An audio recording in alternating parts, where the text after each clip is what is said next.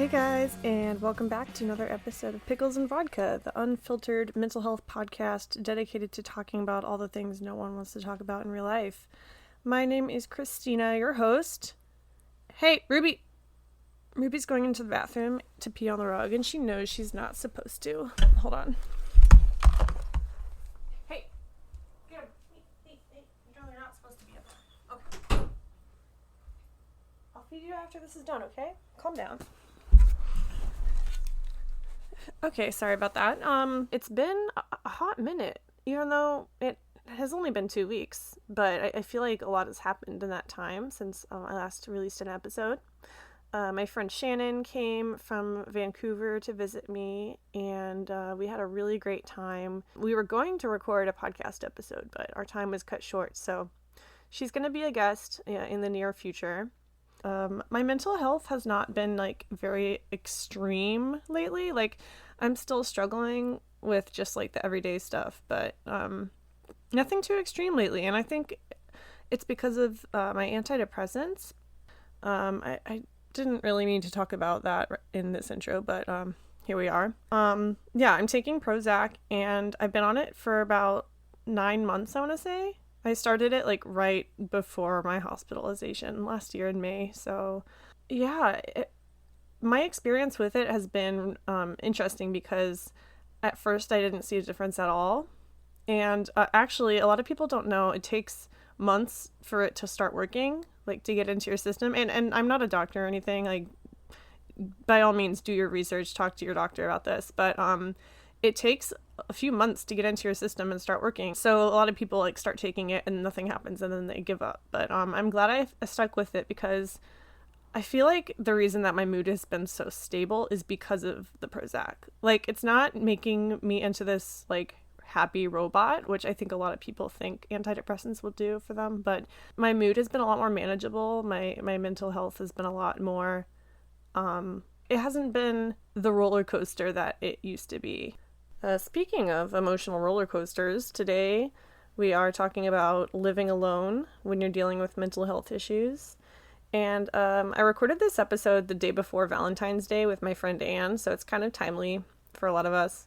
We talk about the pros and cons of living alone when you're struggling and some ways you can make it more bearable if, that's something you need. And also, living alone doesn't have to suck, and we talk about that too. Really excited for you guys to hear it. This should be obvious by now, but if you guys listen to the episode and it struck a chord with you, I love hearing your thoughts. I'm always on Instagram. You can DM me on there, Pickles and Vodka Podcast. I just love hearing what you think, and it just means the world to me. So don't hesitate to say hi. And also, I love a good meme, so you can send me those. Yeah, that's all I gotta say. Here's the episode. I hope you guys enjoy. So, okay, now that we're recording, I feel like I do this every week now. I forget to hit record. Oh, no. So, that must mean I'm going off the rails or something. But anyway, welcome to the podcast. Thank you. Thank you so much for being here. Why don't you just introduce yourself, first of all? Well, my name is Anne, and this is a good time to be on the podcast because I can say that I'm in my 20s, even though I turned... I see what you did there. I'm turning 30 in March, which is scary, but also exciting. I currently live in Southern Ohio, which is where I moved. That's where I'm living alone, which is what we're talking about today. But I'm from Michigan on the west side of the state. Okay. How long have you lived in Ohio? I moved here in 2019 over the 4th of July weekend. Oh, so pretty recently. Yeah, it's been about 8 months. And what do you do? So I work in local government, and I'm a diversity and inclusion manager. So that's looking at workforce diversity, having a diverse community, and then supplier diversity, which is making sure that how the organization spends its money is supporting minority businesses. Now, I know you have mixed feelings about your job. Do you kind of want to elaborate on that a little bit? Sure. So, I moved down to Ohio for my job, which was a big change for me. And I was going into a city where I didn't know anybody and I didn't know a lot about the culture of the organization. And it's kind of turned out to be not very supportive. I think when you're doing diversity and inclusion work, it's good to be part of a company that's more progressive. Yeah. And it can be kind of hard to push the work that I'm trying to do if the culture is really conservative and closed off. So it's been difficult. I mean, yeah, you're fighting an uphill battle, basically. Yeah. Are you trying to get out of there anytime soon? Yes. So I had planned to quit my job today, actually, which is a big deal. Yeah. Living alone and not really having a great support network down here to make a decision to quit your job without a backup plan, which is what I'm going to be doing. That's like my worst nightmare. I know. No, I mean, Yeah. that sounds bad, but what I mean to say is you're really brave for doing it. And I think to segue into mental health, I think it'll be healthier for you long term. It's terrifying to jump into the unknown. Yeah. But I'm definitely going to quit my job by the end of the week. So what's your background with mental health? I've kind of always struggled with low self-esteem and low body image for as long as I can remember. Actually, my earliest memory was of me in kindergarten, and I remember somebody made a comment about my body, and I can't even remember what it was. But I just remember feeling ashamed of myself and my own skin from that moment on. That kind of was always a cycle of feeling very self-aware of how I looked and how my body looked and using food to cope. Yeah. And then it kind of escalated for me starting probably in middle school, I think was like the defining moment. And I was diagnosed with depression and anorexia for the first time my freshman year of high school. Had the behaviors been regular for a long time before your diagnosis? When I tried to look back on when the depression started, I think it probably started for me sometime in junior high. But the eating disorder, I think I was binging as a child. Like I would sneak food and binge, but the anorexia didn't start until probably somewhere between junior high and high school. What do you think prompted that sudden change? 8th grade was a really hard year for me. I just struggled to fit in and find a place where I belonged. So I really started using food as a coping mechanism to kind of stuff down those feelings of loneliness. And I've never really been overweight, but that was probably my highest weight at that point in 8th grade. Okay. So somewhere between 8th and 9th grade, I joined a dance group. And I've never been an active person. And suddenly I was very active. And so I started losing weight because I was doing more exercise and physical activity. And I felt so much better about myself. But then it turned into a fear that the weight would come back on. Oh. And I didn't want to regress to how I was before. So I remember, I think my mom had a women's health magazine, and there was a list of low-cal snacks to eat to maintain your weight. And I remember writing them out on a piece of paper and sticking it up on the fridge. That was my first time trying to diet or regulate what I eat. It started with that, and then it just kind of started snowballing. And then before I knew it, it was anorexia.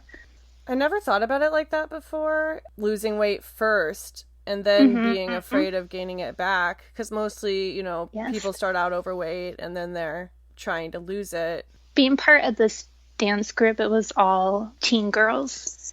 And the instructors were very conscious of our weight, and they would make remarks on our body, and they would encourage us to lose weight as well. So it was a really difficult group and environment to be part of. Now, in kindergarten, your first memory was that comment on your body. I forget, was that a fellow student or an adult who made that comment? It was a student. Okay. She was a few years older than I was. Man, kids can be so cruel. I know. It's which came first? Are kids just copying the adults they see, or are adults cruel because they were cruel kids? I don't know. So with the diversity and inclusion work that I do, I'm always looking for content to show in trainings. And there's some videos out there. It's a psychology experiment. And there's really young children of different races. And they're given a white doll and a black doll. And they're asked different questions. Which doll do you think is bad? Which doll do you think is more attractive or more pretty or beautiful? And regardless of the race, most of them are reaching for the white doll. Wow. So, they're not born with the understanding, that's ingrained in them somehow, even at a young age, through like media or through their family. So it's interesting how stuff affects us as children, our environment. For sure. And it sucks because it's like the one thing you can't change. I know. Yeah. I know the topic for today is living alone, and I'm really excited Mm-hmm. to get into that with you. But I want to ask a few more questions about your work first. What Okay. first got you interested in that field? It's never something that I saw myself going into. I didn't really know that it could be a job. I started working at a city. It was a city that I grew up in. I was doing human resources work, and I started taking on side projects that were kind of focused around diversity and inclusion. And the city had a diversity and inclusion department, and their HR director said, "You really have an affinity for this work. I can see you doing it. Have you considered this before?" And I really hadn't. So she kind of started putting me on different projects and getting me the experience. And then there was a job that opened up in the diversity and inclusion department, which I applied for, and I got offered. Nice. Yeah. What drew you to it personally? Like, was there anything that happened like as a kid, or like, Hmm. I don't know. Well, so, people can look at me and I'm a white female, and I might seem unsuspecting for diversity and inclusion work, but I was born hard of hearing. So I'm completely deaf in one ear, and I only have a portion of hearing in the other. So growing up and having to wear hearing aids and just being different from the rest of my classmates, those are experiences that really impact like how you see yourself and how you see others. And it was very lonely and isolating at times. My parents never really talked about me having a disability. So I was never part of the disability community, and I didn't know anybody else who was hard of hearing or deaf or had hearing aids. Um, and Yeah.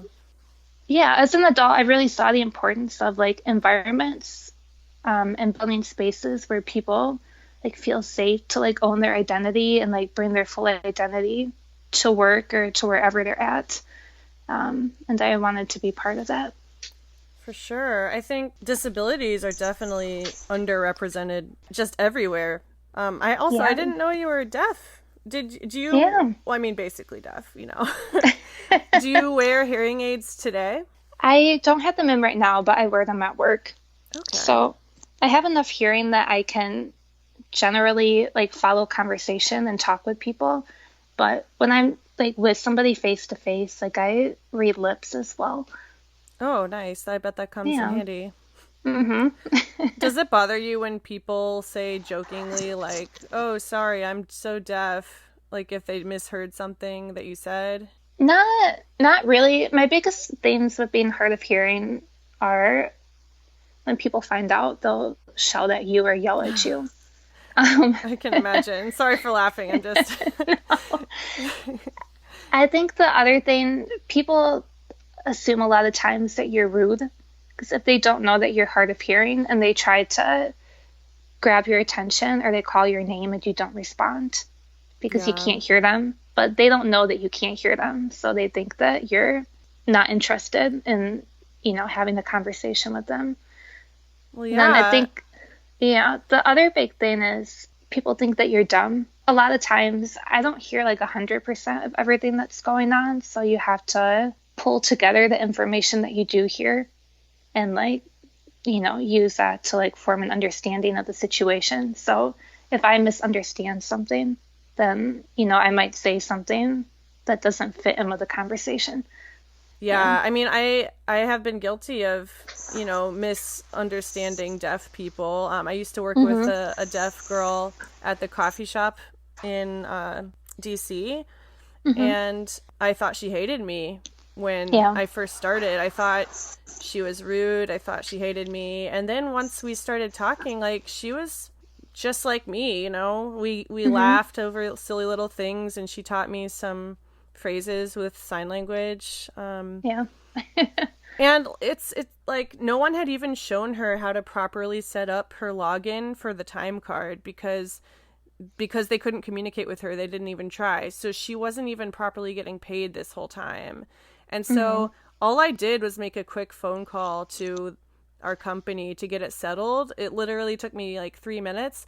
And she was like so overwhelmed with gratitude. And I thought that was Oh. really sad because, like I said, it's just a basic thing that we all do. Mm-hmm. But A lot of times people, if they don't understand, they just don't even try to interact with somebody because I think that they're scared of doing or saying the wrong thing. It's really isolating sometimes, especially being hard of hearing, because I feel like I don't fully fit in with the deaf community because I don't know sign language. But mm, then I don't really fully fit in with the hearing community because I don't fully hear. So it's kind of like a in between world where you feel like you don't fit in anywhere. yeah, I mean, I bet that can extend to a lot of other areas of your life too. Yeah, for me, like I identify too as bisexual, and there's a lot of biphobia sometimes in the LGBTQ community. But then, outside of that, people make assumptions about you if you're bi, you know. Yeah. So it's kind of that in between. Even people who are biracial experience that as well. So I think it's prevalent in a lot of different communities. I mean, these examples you're giving of being partially deaf, being Mhm. biracial, bisexual, they're great Mhm. examples of how nothing really exists in black and white. Yes. I mean, that's a huge problem for me is like thinking in black and white. Like something's, Mhm. you know, one way or another. There's no in between, no gray area. But yeah, listening to you talk about that, it just makes me realize like in the diversity department, like there's a ton of gray areas that no one talks Definitely. about. Mhm. Well, this is all really interesting, but I want to keep us on topic. I forget it's like what, 2 or 3 hours later over there. 3. It's fine. Okay. Well, so what we want to talk about today is living alone, which Yeah. depending on what time of my life it was, when you said that I would live alone, I would either be really scared or really excited. Like I think it depends on Mhm. where you're at in life. For most people I know, like living alone is the fantasy. Mhm. Not having to deal with anyone else's dirty dishes or decorating tastes, just being able to come home and doing whatever the fuck you want. Yeah. But I wanted to specifically talk about it from a mental health standpoint because, as you know very well, it can be a double edged sword for us. Definitely. So what's your experience with living alone? So I've lived alone for about 8 months, and the decision to live alone kind of coincided with a bunch of other life changes. So, that was me moving out of state. About a month after I moved, I ended a 5-year relationship and I decided to date. So it was, ending a relationship, moving to a new state without a support system, deciding to be more open about my sexuality, moving into this new space, starting and navigating a new job. So it was a lot of stuff that hit at once. Yeah, that's crazy. Uh-huh. So before that, had you lived with your partner? Yep, I was living with my partner before I moved. We lived together for about 2 years. And I had never lived alone previously. I've always lived with family growing up. I moved out when I was 18. Even then, the people that I lived with were friends. Okay. So I had never even lived with a stranger. Were you okay with that, or was it like your dream to live alone? I think that I thought about living alone. It seemed like something that I wanted to work towards. I guess it kind of depends on like your upbringing, but I feel like for me, like having my own space was like something that I felt like I needed to like work towards to like be like at the next stage in my life. Well, yeah, I feel like there's these two conflicting images we're presented with. Like, on one Mhm. hand, the successful independent person lives alone, like, there's no doubt about it. Mhm. But on the other hand, there's fucking reality. Like, lots of our peers are living with their parents, Mhm. into their 30s just because sometimes you don't have any other choice. So it's these two drastic pictures. Again, black and white thinking. Yeah. um, but like most of us live on that kind of in between. Like I moved out when I was 18 also. Hmm. and, did the whole college dorm thing and then Yeah. had roommates. And I am only just like 5 months into living on my own. Okay. Not even 5 months. So, yeah, I mean, what was your first reaction to getting your own place? Well, first reaction was really exciting. At the time, I was still with my partner, so I had them for support through the situation. So at first, it was just kind of like this fun thing that I was doing, and it seemed more short term because we had talked about I would try living here by myself for a year, and then we would try to find a way to be together again somehow. So it didn't really seem like a finite thing that I would be living alone for, like a long term. But I was so excited. Like I felt like I had made it in life. I was in a place where like I could financially support myself, where I could pay rent alone, where I could pay the utilities, where I could still like afford to have like a life outside of my apartment. And it was really fun to, pick out stuff for my apartment, like decorate and find stuff to go inside. So it was Yes. it was so fun. You have the best taste, by the way. For Oh, anyone thank you. listening who isn't friends with you, Anne is like the thrifting queen. Oh. It's literally like one of my dreams to go thrifting with you someday. I would love that. That'd be so much fun. So when you got your own place, what was your Yeah. mental health like? My mental health was in a really good state. I had taken like a month off between giving notice at my previous job and starting my new job. So I had time to like really focus on myself and like get into a good mental space. I was just so excited about where I was in life. It was really good. I was in a place of recovery with my eating disorder. I felt like my depression was under control. So you didn't really have any hesitance about moving into your own place and being alone? I did, because even when my depression is in a better place. So for me, I've been depressed for 15 years. It's kind of that thing that even if I'm doing better, it's still like underlying. Yeah. It never goes away completely. So like I'm always scared of when it's going to like pop up and get really bad. So I knew that I was probably going to deal with that. I just didn't know how bad it would be.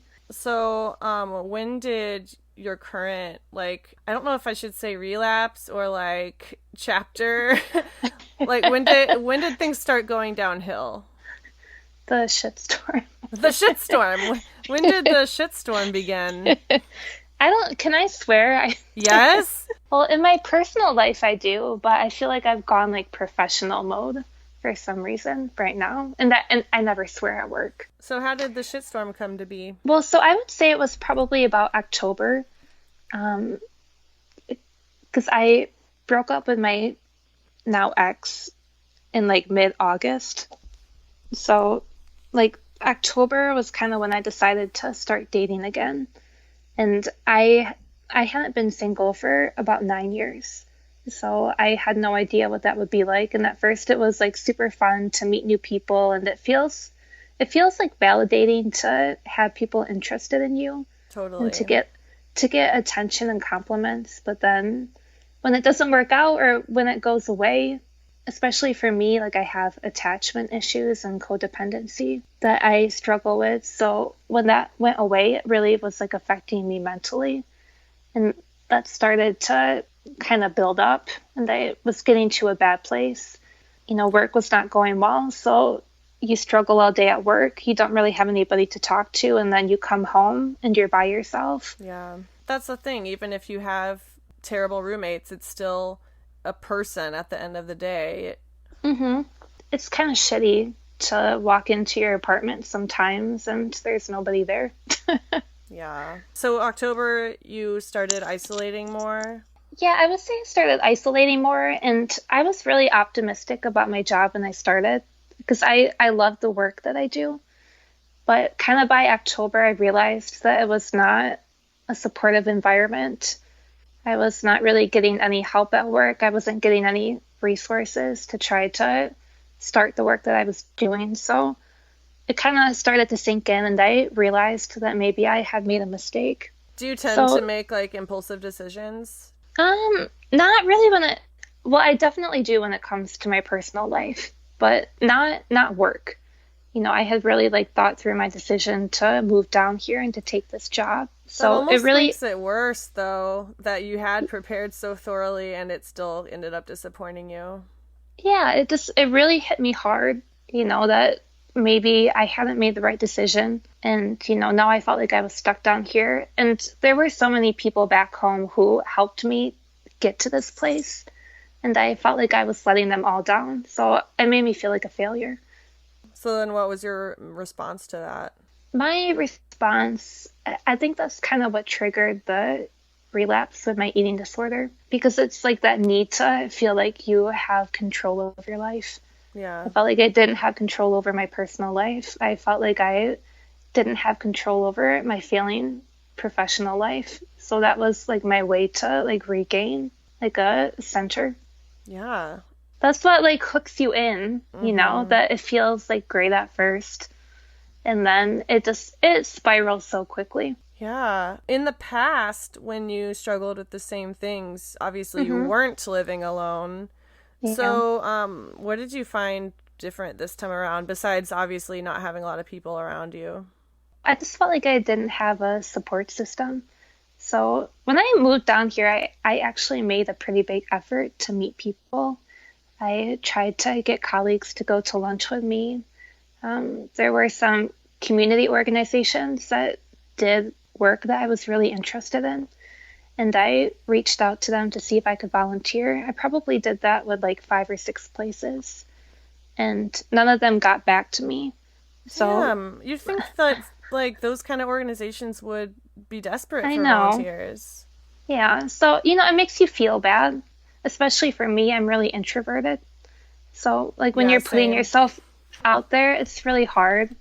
And then when it seems like nobody wants you, Oh my god, you just described why I don't date. I know. And so I had made an effort to like have a support system and it didn't work. And so instead of trying again, I just kind of accepted not having anybody. So, when you start to get to a bad place and you don't have anybody, it just, Recipe for disaster. yeah. I mean, I can relate a lot. When I got this place, I was so excited, and Mm-hmm. um, it, I've had to put like extra effort into hanging out with people and getting to know Yes. people because it's just so easy to just stay inside and be in your Mm-hmm. cave and Yeah. like a lot of times I think I could die and no one would know for like if it was over the weekend like no one would find out until who knows how long. Yeah. I mean, I've had that fear. There's been a couple times I've like choked when I was eating, or one time I got really sick and I fell in the bathroom. Like I fainted and I fell in the bathroom. And it's just like that fear in that moment. There's like nobody else around. If something Yeah. happens, like they're gonna find my decaying body. Well, yeah, and I have a cat, so I guess I'm not completely alone. But on the Yeah, flip side of that, if I die, she's eventually I gonna do know. what animals do, Yeah. and that scares the shit out of me. When I was growing up, there was a person down the street from my elementary school, and they lived by themselves, and they had a lot of cats, Oh no. and they they fell down the stairs, and the cats ended up, Oh my god. I know. So I always think, Is that I why you always don't have a think of cat? no, I would like a cat. I just can't have one here. Gotcha. For me, when I get into a really bad depressive state, it's hard to take care of anything. Like I can't take care of myself, like it's hard to shower. It's hard to like get up and get dressed and even show up to work. So those are like the things that people see about me. Mm-hmm. So people don't see my apartment, like it's my own space. Like usually I'm the only one here. So like I have a tendency to like let the dishes pile up and like let my laundry pile up. Yeah. Um, if you're living with somebody else, I think you feel like you need to like keep your place clean because somebody else is there and they have like the expectation that like you're going to be clean for them. Yeah, for So sure. if it's just you, then There's nobody else that cares. Yeah, it literally doesn't matter. And then before you know it, it makes your depression worse because you have Mm-hmm. dishes piling up everywhere and your house looks like Yeah. shit, but Yeah. you're depressed, so you can't do anything about it. And I don't know, it's just a cycle. Exactly. The other thing for me too is that there's nobody that I have to like hide my destructive behaviors from. So like when I was doing really bad with my eating disorder and like you're binging or you're purging, you don't have to do it in secret. I could do it anywhere in my house because I'm the only one here. Yeah. I don't know, for me, that was both a positive and a negative. I Mm-hmm. mean, obviously, objectively, it was a negative, but Yeah. there was something really liberating about just owning up to who I am and not hiding it from anyone. Mm-hmm. I mean, yeah, when I say it like that, I realize how bad it was, but I mean, a lot Well, of the stress of being mentally ill is like hiding it from others and appearing normal. yeah, that's true. So it's good to have a place where you can go to just be yourself, or even if it Mm-hmm. means, letting yourself break down. Yeah. I just struggled with that because like I didn't want to normalize with myself that what I was doing was okay Yeah, that's smart. and just like accept like hey, I have an eating disorder and like yeah, I don't need to get help or I don't need to change it because I mean I don't want to be doing this for forever. Of course not. But I mean, it's easier said than done. I know. Yeah. Yeah. That's why I'm still dealing with it. Do you have any support system here at all? I have a few colleagues that are nicer than others. I don't know. There's maybe two people that I would consider to be like workplace friends, but Okay. that's probably the closest that I have. But I mean, I have friends back home that I talk with almost every day, and if I don't communicate with them, they usually know that something's wrong. Well, yeah, I mean, I'm glad you said that because daily communication with a human being is so Mm-hmm. important. Like, even on the days where all I do is compliment a stranger's shoes Oh. or, talk to the cashier at my pharmacy, like, Mm-hmm. that's still better than staying inside all day and hiding under my blankets. Mm-hmm. I think that if you have a tendency to isolate, then living alone makes it easier to do that. Totally. Mm-hmm. And that's not to scare people away from living alone if you do have a tendency to isolate, but it just means you have to work extra hard at keeping yourself from isolating. Yeah, so for me, I had always lived alone with a friend or a partner. So, obviously, if you're living with a partner, you're spending a lot of time together and, they really care about you and they're checking up on you. And, you do things like go out on dates and go grocery shopping together. When I lived with a friend, we would have like shared friends come over and there'd always be something social going on. Yeah, But I miss if that. you're I know, yeah, I miss that too. And if you're living alone, like you have to like force yourself to leave to have those interactions. For me, like, I can't even host gatherings here because my place is so small. Mhm. So, when I had a roommate, when we lived in a house, I mean, I didn't do it as often as I would like because mental illness. But Yeah. I loved hosting parties and stuff and like having people over, even if it's just to share a meal Mhm. or watch TV. Like, it's the Yeah. little things like that. Or even, coming home to find my roommate watching TV and like we would have our separate meals and stuff. But sometimes I would sit on the couch with her while she worked and watch TV and I would eat and watch TV. And it was Mhm. so nice to just share that little piece of human connection. Yeah. Like, I kind of took it for granted, and now, I don't even have that. Mhm.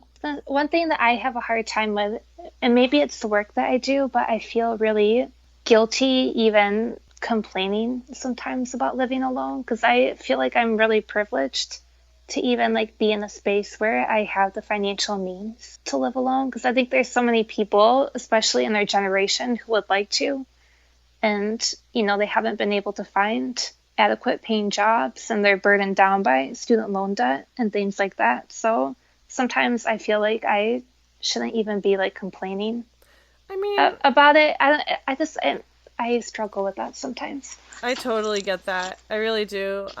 But at the same time, what are you gonna do? Like, I if know. move out and get roommates, and will that make it any better for your friends who do live No. with parents or whatever? Exactly. Like, I mean, isn't there statistics somewhere where like the people with the highest rates of depression and suicide are like millionaires and whatever? Hmm. That's true. That was a total bullshit statistic that I Yeah. pulled out of my ass, um but yeah, like just because you can live alone and you do have that privilege doesn't mean you're not entitled to feel the way you feel and talk about it. Yeah, that's true. Because for me, a big reason why I took this job is because it was really advancing me in my career and my salary. And it's just been interesting for me because I've always been someone who lived more paycheck to paycheck. Now I'm like in a situation where I am not living in that way anymore and I'm able to save money. And you would think that I would be happier, but you know, finances and wealth don't always attribute to happiness. I think that What? I think that I'm just as depressed as I was before, if not more so. Well, yeah, because there's the added pressure of I have to be happier now because all these things Hmm. are working out for me. Exactly. Yeah, it's interesting. Like I've always been very goal oriented. And for me, like with my mental health, like I always think like, okay, I just gotta push myself to get to the next step. And then like I won't be as depressed anymore, or like I will feel better about myself and I won't struggle with my eating disorder. But you can get to where you want to go in life and this shit still follows you. Totally. I mean, I Mhm. moved here from the other side of the country because I thought it would fix everything and Mhm. got a new job, thought that would fix everything. Yeah. Even moving into this place a few months ago, I thought it would fix everything. And yes, it has fixed a lot of things. I love living alone, and we'll talk about Mhm. the joys of living alone to end the episode on a positive note. But yeah, like I'm still dealing with all the shit I dealt with before, if not even more now. Mhm. And I've done this so many times, like so have you. Like it's we just never learn our lesson. I know. Well, even for me, with my plan to quit my job, I want to move on to the next thing. And I'm already thinking, do I want to go back home? Like, do I want to go to a new city? And I think I just like look for things to like provide me happiness instead of working on myself.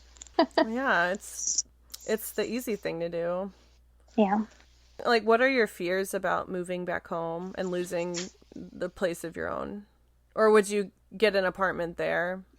Yeah, I've been thinking about that because I have friends back home, and I have one friend in particular, and she's living with her parents right now.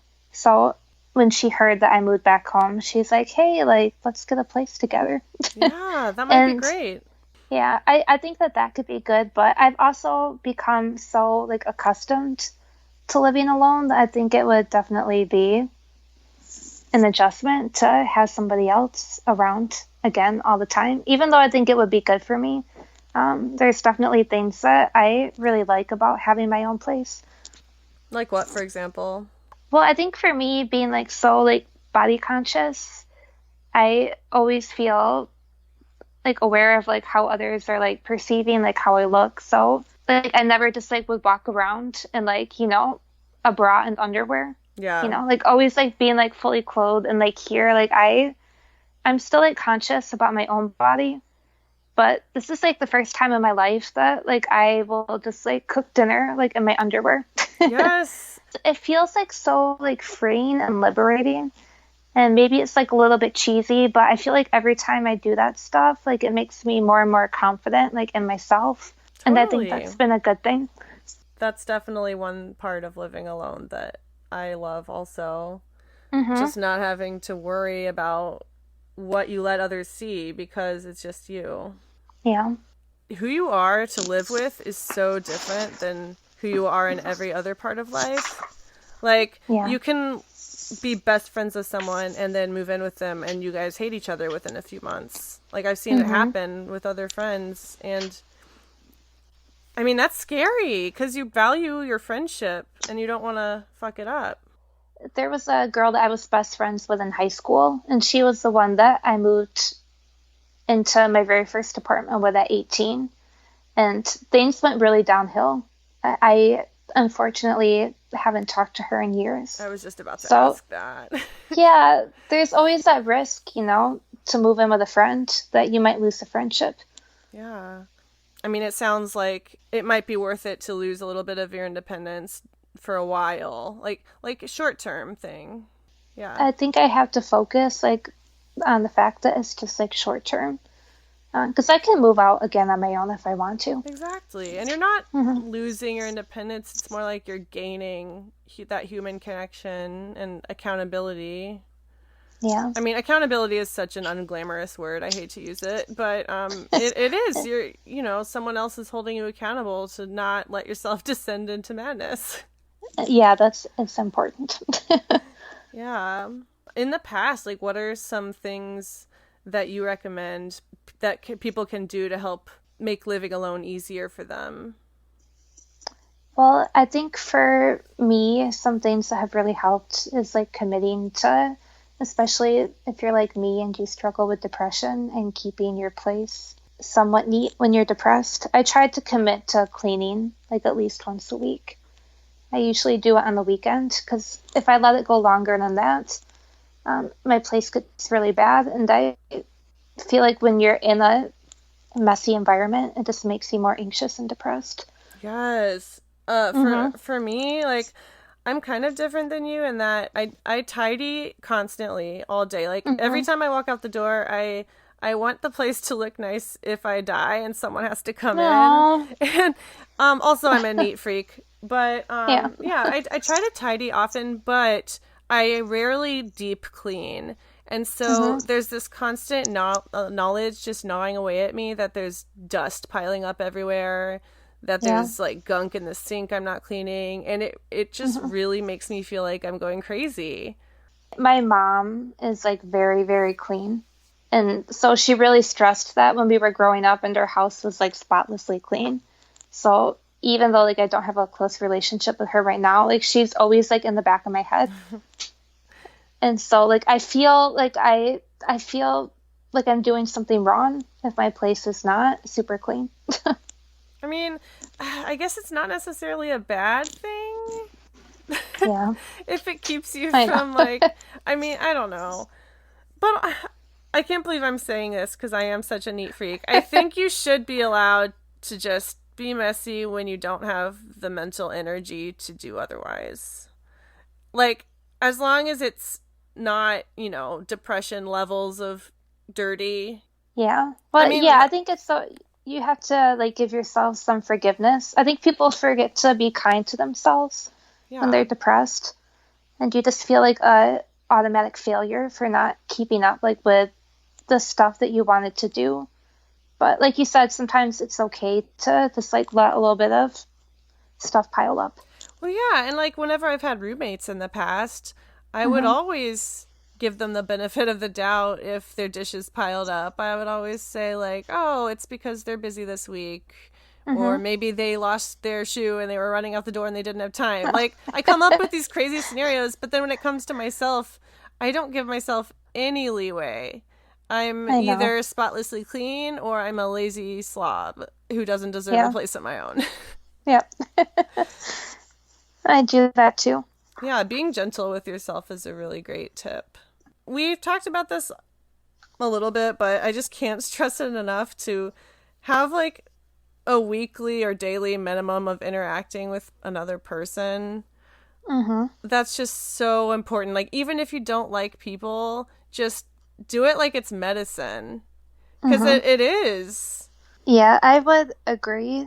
I know for me and a lot of other people, like when you get depressed or you're dealing with other mental illness, like you have this internal dialogue that tells you that people like don't care about you or that you're worthless.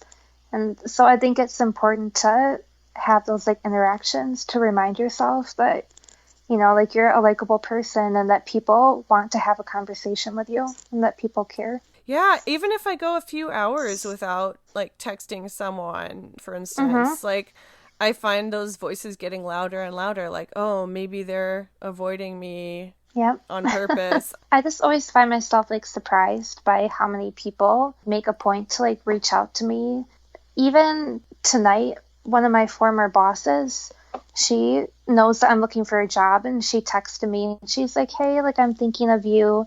Like I saw this job posting, like thought you might be interested." And the fact that she like took the time to do that, like I'm like, I Yeah. guess I'm not such a terrible person. That's so sweet. Well, I don't know. I think for me, I have a difficult relationship with my family. So like I really want to have like those like loving and like genuine connections like with other people. So like I try to go like the extra mile to like build those relationships like with friends. Yeah, what does that look like for you going the extra mile? I have a hard time with this because I have like a weird memory where I can remember really specific things that people tell me. And I think that that can be like meaningful to some people, but like I also don't want to come across as like creepy. Like Yeah. like I had a colleague tell me that he got a griddle like that you cook on in like a white elephant gift exchange. And he was like super excited about it. And he told me that and then I saw him like 2 months later and I brought it up. That And doesn't seem weird to me. no, well he kind of looked at me like I was crazy. Oh my god. Okay, fuck that guy. I feel Yeah. like that's not weird at all, especially if it's like someone you don't know that well. Like, what else are you gonna talk to him about? Yeah. You know? But maybe this is weird, but like I put like reminders on my phone.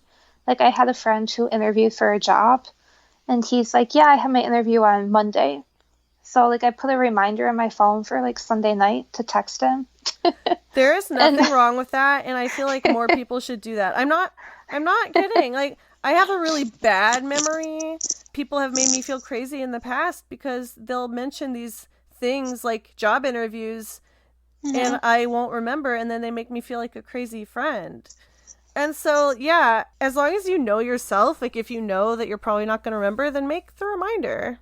It's a Mhm. win-win. Yeah. Or if friends like mention, like if we're like out somewhere or if we're like over the phone and they like mention something that they like really want or that they really like, maybe this is probably even creepier, but I will like make a note of it in my phone That's so so that sweet, though. if like the holidays come around or like if I like want to do something like just because, then like I'll have like a list of stuff that they like. Okay, that's not creepy, that's smart. Okay. Okay. I think this episode should be renamed How to Be a Good Friend 101. Well, I don't know that I'm qualified to talk on that. I mean, these are good tips. Yeah, well, thank you. But to tie it back to living alone, have you found that living alone has affected your friendships or Yeah, I mean, I think that it's made them stronger. So, one of my really good friends is a former manager of mine, and he kind of became my mentor. And we used to work together every day, so we would always see each other at work. And then, we would talk outside of work. But it really wasn't until like I moved down here that we became like really, really good friends. He told me the other day, he said, when you moved, like I didn't really think that like we would talk again. And I was kind of like taken aback by that, but I think that's pretty like typical that yeah. like you build relationships like in these like environments like college or work, and then when you leave them, like the friendships kind of dissolve. Um, Yeah, it's normal. yeah, so it's like made me like more conscious about like maintaining like the friendships that I had like back home, even though like I'm still here. Yeah, I mean, especially as you get older, like it's Hmm. harder to A, make new friends and B, keep the ones you have because your similarities get more and more. Like, I don't have anything in common with the people I went to high school with. I Hmm. don't even really keep in contact with any of them. It's like, and that's so common. Yeah. So, yeah, I mean, maintaining your existing friendships is so important. And I think you Yeah. have to realize, like, which ones are worth keeping also. Yeah, I think when I was younger, it was like more of a focus to have like a really large like friendship group that Yes. you could like go out and like party with and like do crazy shit with. But now I would rather just have like a few quality friends. And I think that's like why I want to go like the extra mile to like keep those relationships going. Yeah. Before we move on to the positives, is there anything else you want to add that I might have missed about living alone, like negatives, challenges? Yeah, well, for me, one of the other mental health things I deal with is PTSD, which I actually did not get diagnosed with until I moved down here. So that's been like a big change for me. Like I had the symptoms before, but I didn't really know like what it was. And it can be terrifying to have that and to like be alone, like in your own space. I know for me, one of my triggers is like unexpected like noises and movements. And so if you're like in your own apartment and like you see like a shadow or like you hear like a noise, it's just terrifying. Oh my God, yeah, even if you don't have PTSD, that shit Yeah. is terrifying. Oh, that's a whole other topic. Like, how do you feel safe when you live alone? Like, Yeah. physically and mentally. Mhm. I mean, I Well, have my cat, but she can only do so much. I was gonna say.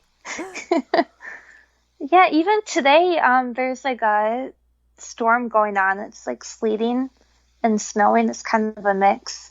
And so there's like all these noises outside. And like I swore that I heard somebody open the door to my apartment. Oh my And I was God. just like frozen in fear. I was like creeping Yeah. around the corner, like with the flashlight, like on my phone, like ready, ready to fight. Like, of course, there was nobody there, but But there it's could have scary. been. I know. Yeah. Oh, that also brings me to another point. Well, first of all, let me ask you a question. Do you know any of your neighbors? I didn't until I almost started a fire in my apartment. Oh shit, I remember reading about that. Yeah, my oven broke, and so I just put something in to cook like I normally would. And suddenly, like, I smelled something, and like my apartment was like almost immediately filled with like a hazy layer of smoke. And so my neighbor like came up, and she was so sweet. I had never met her before.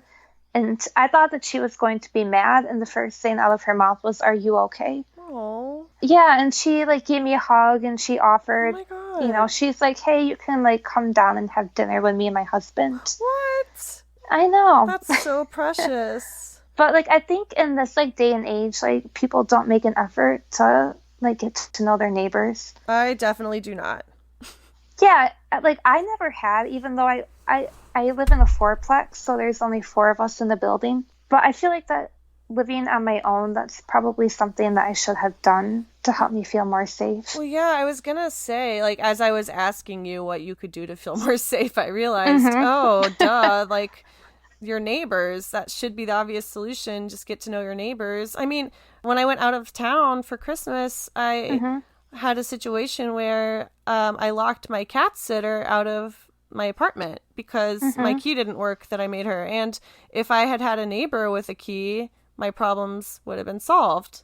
You know, it's things Exactly. like that, like, you don't want to be surprised by.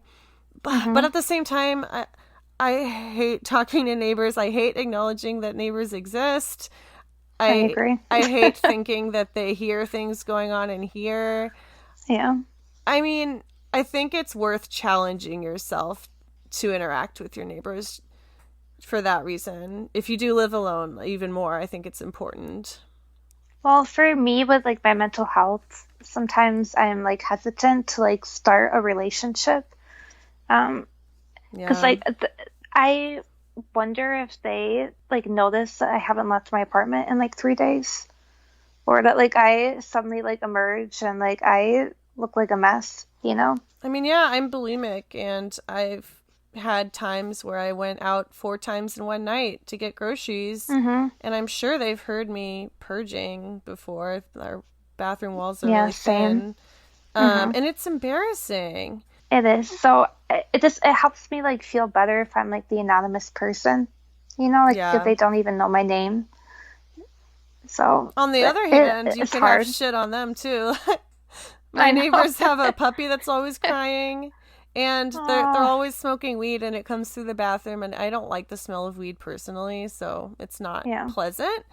But, Uh-huh. I think everyone puts up with a certain amount of things. I mean, as long as you're a decent human being, at least. Don't sweat Yeah. the small stuff, is what I would recommend. I agree. So, yeah, I mean, do feel safe currently in your apartment? I What I would are say some so. ways that you have made it a safer place? Well, for one, when I moved down here, I didn't have very long to look for an apartment. I had one day. But in my current building that I'm in now, I had a choice between a ground level unit and the second story. And I immediately said that I wanted the second story because Yes, I would have I picked the feel like same. it's, yeah, I feel like it's harder for somebody to like scale a building Totally. to to get into my window. Or at So least not without giving you lots of warning. yeah, exactly. But every time like I hear like a noise outside, that's like my immediate reaction as somebody, because there's two columns in front of our building, and my immediate fear is that they have like scaled a column and are like out on my balcony. Yeah, balconies kind of freak me out for that very reason. But Oh. okay, so we've talked about all the ways that living alone is hard. Hmm. I think we should end on some positivity. Okay. So, what are some ways that living alone has been good for you mentally?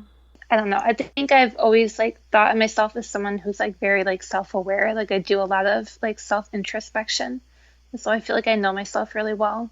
But I feel like when you're spending like so much time with yourself, like you really get to know like who you are. I feel like if you're by yourself, like in your own space, like that's the most like you that you can be.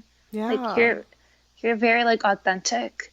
I feel like I've really gotten to know who I am, especially to like being like single now. I don't have like a partner that I'm trying to like change or adapt for. So That's I the just feel like worst. I know, I feel like I've really gotten to know like who I am. Yeah, and was it you who made that post about constantly switching things up in your house? Yeah. I feel like, I mean, no, I do the same thing and it's so cathartic. And Hmm. I love just not having to ask anyone's permission. Like, is it okay if I flip my bed upside down and move this dresser over there? Like, you don't Yep. have to ask permission. You just do it because you feel like it. And it's just so liberating. And I don't know, having things constantly changing in my house, I think is good practice for like life, I guess. Like having things Hmm. constantly changing outside, it makes it feel like not something I should be afraid of, but something that I can get excited about. I agree. And I feel like every time like you change like stuff, whether it's like your environment or the way that you dress, you're kind of getting the opportunity to like explore different sides of yourself. Totally. And nothing is Hmm. permanent. Like you if you move, your dresser over to the other wall, you don't have to keep it there. Like Yeah. it's all temporary. Like I think we kind of get tied into the idea that our choices are like in our apartment at least are like permanent. Yeah. No, I mean, I've rearranged things so many times, and I think that's good for my mental health too, because it kind of like reinvigorates my environment and it helps it to feel new Yeah. and fresh. Yeah. I have a friend who is really into like mindfulness exercises. Uh-huh. And one of the things that she recommends when you are trying to live a more mindful life is changing your perspective often. Hmm. Like, for instance, if you walk on the right side of the street every day, try walking on the left side. Or one that I've been doing is I'm always looking at the ground. So one day Hmm. I decided to just look up as much as I could. And those kind of little things really do make a difference. And you can totally practice them in your own place. Yeah, that's interesting. I look at the ground too. I'll have to try that. Yeah, I mean, if anything, it just keeps your mind sharp. Hmm. You also sent in an amazing suggestion back when I was asking for advice for surviving the holidays. Oh yeah. You recommended putting twinkle lights and like burning Uh-huh. candles. Yeah. And I think that is one of those little cheap things you can do that will just make you feel so much safer and more comfortable in your house. Yeah. I burned incense before we got on the call. Nice. Incense is great. Anything that like emits a smell, like a Hmm. good smell. Yeah. Well, one of my life pro tips is to look for candles at the thrift store, Yes. which Candles I feel are like, so unnecessarily expensive. yeah, they are. And I've gotten brand new, like high-end candles at the thrift store. I don't know why people donate them. Maybe Well, some of them are unburnt, so that doesn't make sense Huh. to me. But I get them for like $1 or $2, and I have like a stockpile. That's amazing. I kind of want Uh-huh. to run out and thrift for candles now. Yeah, you should try it. hmm Oh, one thing that might be worth talking about is stockpiling your possessions when you live alone and how important it is to regularly like get rid of stuff you're not using. Oh yeah, yeah. Because, I mean, talk about bringing you down. Like, literally, your possessions can bring you down in a major way. I cycled through that. So one of the things that I struggle with, especially when I relapse really badly with my eating disorder, is like a shopping addiction. And I mean, I shop at the thrift store, so it's not as bad as it could be, but it's just like this constant like accumulation of things. Yeah. If you're like in your own space, you can start to like feel overwhelmed at a point with like all of your stuff. Growing up, our family didn't have a lot of money, and we Mhm. always shopped at the thrift stores, but even so, like, we accumulated stuff. And so Mhm. my mom wouldn't let us buy a stuffed animal at the thrift store unless we got rid of one that we already Mhm. had. And I mean, that's kind of carried on with me as an adult. Like, I try to get rid of one thing every time I buy one thing. And so in that way, my belongings kind of stay under control. I always read about that and I'm like, "Oh my God, like that's like the answer to my life problems." And then I never do it. I mean, again, it depends. You know, you can't Yeah. replace everything. I know. Another life pro tip I have is to use Craigslist and Facebook Marketplace to sell your stuff. Oh Yes. my god, Yes. Facebook Marketplace is so easy to It use. is. Hot take, everyone. Like, Mhm. I never used it for the first time until I was moving into this place, and it's so easy to use. You can get a little bit of cash for your Mhm. possessions, and it really is a win-win. Well, even building off of that to even find stuff for your apartment. Yes, that too. Well, everything in my apartment, with the exception of like some linens and stuff like that, I thrifted.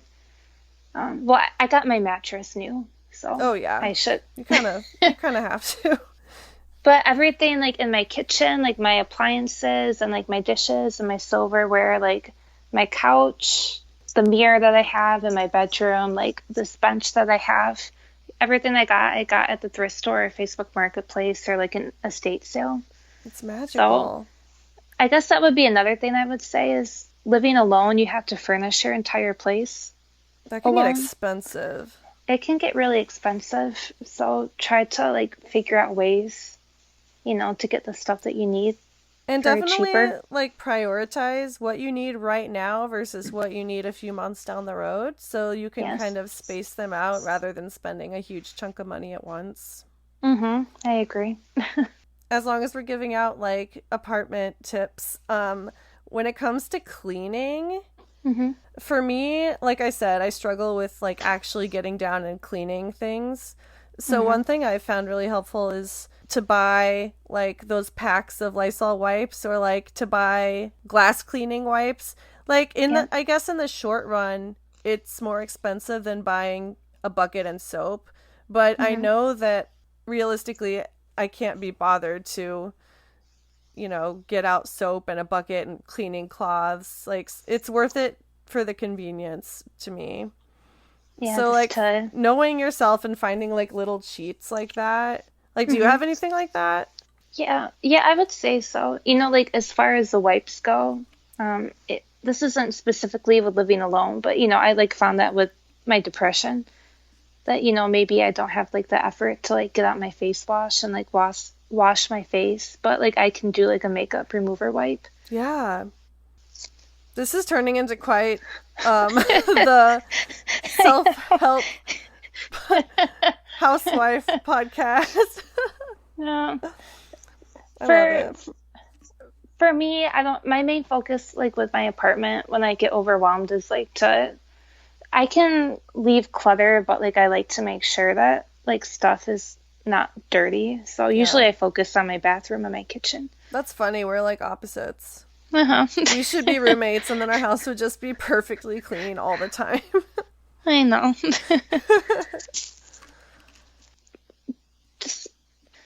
I never thought that I would be that person, but I've become somebody who works out every day.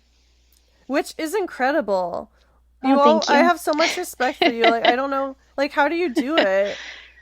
Well, for one, I pay a lot for my monthly membership. That always motivates you. Yeah, and my main form of exercise is bar classes, which when you say that, people think of like the drinking bar, which Well, so what is it exactly? You talk about it a lot. so it's kind of a combination of like cardio and yoga and Pilates and ballet, and it's like meant to be like an all over like movement and toning sort of exercise. So you kind of hit all the major muscle groups in like 50-55 minutes. Nice. But for me, I have been trying to schedule a class every day so that, like, aside from work, it gets me out of the house every day. Like, on the weekends, I deliberately sign up for a 7 a.m. class because it forces me to get out of bed and to get out of my Yes. apartment. Because otherwise, like, I'll just sleep in and then it's like, 10, 11, and I feel like I've already been wasting the day, and then I just like don't leave my apartment, and then I'm in a bad mental headspace. Oh my God, yes. Making sure you have a pretty full schedule has really Mm-hmm. helps. I have coffee dates almost every weekend with my friend Connor, who was on the podcast before. Yeah. We just bring our laptops to a coffee shop and sit Mm-hmm. and do our own work. But it's like every weekend almost, and like Mm-hmm. it gives me a reason to get out of bed and not just, lie there. Yeah. Well, I mean, I'm a homebody. I love being at home. Same. So We talk about it like it's a bad thing, but I fucking love staying inside. I'll pick staying in over going out any Friday night. I know, but sometimes I get too comfortable doing that, and then I spend all my time in my apartment, and then I start to get really depressed. So Yeah. like I have to have those things to get me out of the house. It sucks because, like, it's at the point where I can barely enjoy that feeling anymore because I know it'll turn into depression later. Mm-hmm. I'm like, why can't I just enjoy being alone? Why do I have to worry so much? It's like, I feel like that's a common theme with this conversation. Like, um, being afraid to just enjoy things because we're worried about them turning rotten. Yeah. Yeah, that's the problem for me. I feel like it's either like 0 or 100. There's like not usually an in between. Yeah. That's just incredibly common with, Mm-hmm. almost every guest I've had on here, like, and in my own personal life. Like, black and white thinking, man. Yeah. What's the I mean, answer? I know for me, I had never had coffee. Like, I never drank caffeine. And I wasn't sleeping well because I was, by myself for the first time and like the PTSD and all that. So I started drinking caffeine to help keep me awake at work. And it went from like 1 cup to like 2 pots. And Oh my then, God. and then before I knew it, I had a kidney infection. Fuck. I know. Okay, so don't do that. But I'm like, why can't I just enjoy stuff in moderation? Moral of this episode, just take a deep breath and don't worry about the next hour. Just, I know. I mean, I have to tell myself that too. I'm preaching from the choir here, but yeah, it's just so I, important. And that is honestly the biggest benefit of having a place to yourself, I think, is just the ability mhm, to sit in the moment and not be interrupted. Because I how many agree. people can say that, you know? Not many. Yeah, I mean, even if you have a significant other, you Uh-huh. don't have that privilege. So I think those of you, I mean, this episode is coming out a few days after Valentine's Day. I know it's kind of it's literally the day of the year most people kill themselves. Like, Hmm. it's a terrible time of year to be by yourself. So I want to leave you guys with the message that it can be a beautiful thing, and it's something that probably won't last forever. And so just enjoy it while it lasts. Yeah, I absolutely agree. have really come into my own, I think, living by myself. And I've really come to better understand myself and like appreciate the things that make me me. Totally. Oh, um, do you have anything else you want to add before we call it a night? Yeah, well, I would say another thing that you can do for yourself if you're living alone is to have like something to look forward to when you come home. So for me lately, that's been like cooking dinner. It's like a routine that I really enjoy, even if I'm by myself. And it's something that like makes me happy, you know, like even though like I'm alone in my space, like it brings me joy. Other things that I've done, like I plan like a bath. Oh, it And must be that's nice something to have a bath. I know, but that's something that's like a little bit outside of like my normal routine. Like even like if I have like a long day at work and like I feel bad that like I'm coming home to like my apartment and I'm gonna be alone, it's something that I like anticipate doing and it makes me happy. Totally. Or Hmm. even like tying it back to keeping a full schedule, you can schedule like self care time. Yeah. Oh man, what was I gonna say? Oh, my thing that I look forward to is getting home and knowing that my cat will be at the door meowing at me. I Oh. mean, it's because she wants to eat, but Yeah. it's just, yeah. And then after she eats, I'll brush her and play with her for like 15 minutes. And Hmm. it's just nice knowing it's like just the two of us. Yeah, somebody who loves you, and is probably looking forward to seeing you as much as you see them. Yeah. Well, now that we have on record that I'm a crazy cat lady, I just want to say again, thank you so much for talking about this and being vulnerable and dealing with my ramblings. Oh. Living alone has been like a scary experience and it's been kind of dark at times, but I feel like I've really grown. I feel like I've grown more in the past 8 months than I have in the past few years. And I think that's really because I've been by myself, and I've kind of been forced to like face myself and like face my problems. And Yeah, it's I no just easy think thing. yeah, it can really be an amazing experience. You just have to figure out how to approach it in the right way and figure out what those things are that you can do to make it feel more safe and enjoyable. Couldn't have said it better myself. All right, well, I'll let you go, and Okay. thanks again. I No, hope you thank have a you for good having night. me. And, Yeah, you if too. you ever need someone to talk to, if you ever feel alone, I'm obviously here. So is Oh, same Ruby, to you. but I Oh, can't promise she'll be very talkative. okay. All right, have a good night. Okay, yeah, you too. Bye. Bye.